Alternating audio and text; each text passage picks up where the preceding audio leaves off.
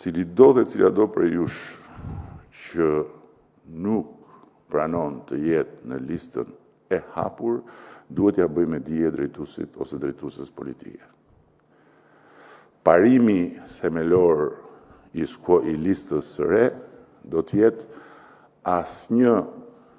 asnjë deputet në gjininë mashkullore që ka marrë qoftë një mandat nga Partia Socialiste nuk do jetë në listën e mbyllur. Është e drejta e kujdo që